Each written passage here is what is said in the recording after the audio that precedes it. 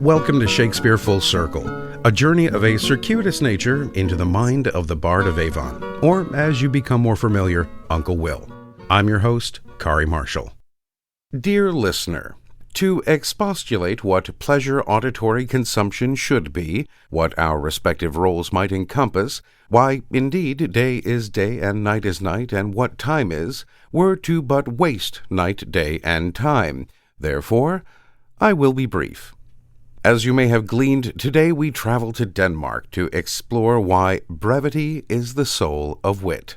Moving quickly on then. Uncle Will came up with what would become a favorite idiom of my humanities professor in high school sometime around 1599. It seems that deep within the tragedy of Hamlet, Will decided he needed some levity, and he found it through the character of Polonius. As the play opens, King Hamlet has died, as we find out later at the hands of his brother Claudius, and Prince Hamlet is inconsolable.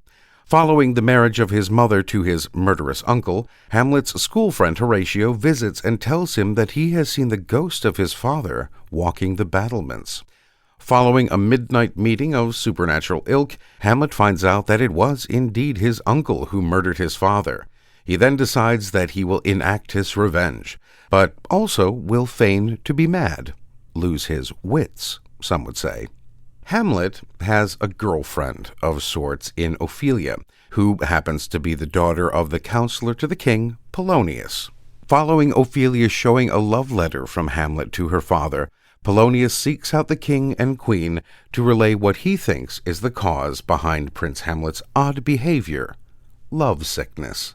My liege and madam, to expostulate what majesty should be, what duty is, why day is day, night, night, and time is time, were nothing but to waste night, day, and time.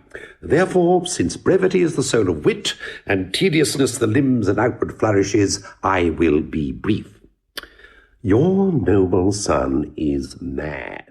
The humor here comes from the fact that though Polonius says he will be brief, it would actually be some 50 more lines before he actually gets to the point. Today, we seem to use this phrase and attach it to our use of wit as in regards to humor. But Uncle Will was actually referring to how it would be used in the phrase, "You'd better keep your wits about you." Uncle Will was very clever here, surprise, surprise, when he ironically cast wit as mental metal against the jocular, extensive ramblings about concise thought in a comical, witty way. Let's move things along a little bit. Oh, okay, Buffy, brevity. Moving swiftly on.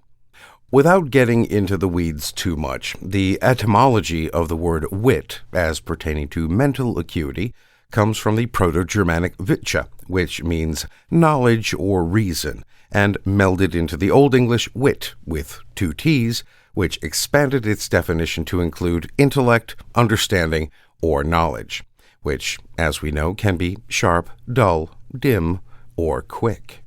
The phrase was adopted relatively quickly and appears as an idiom throughout literature, but with somewhat differing meanings, such as a good speech is a short speech, a short joke is a funnier joke, and one of my favorites of my English professors, use fewer words and get to the point quicker, or simply, less is more, my friend.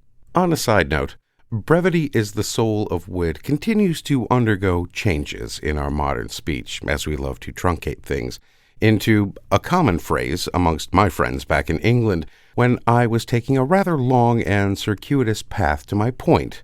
In the words of Simon Pegg in Spaced, Skip to the end. And so we have. Well, alas and alack, my friends, that's all we have time for. Join us again next time for another circuitous journey into the mind of Uncle William. I'm Kari Marshall. Farewell until next time. Shakespeare Full Circle is a production of WGTE Public Media. You can learn more and download all episodes at wgte.org/sfc or wherever you get your podcasts.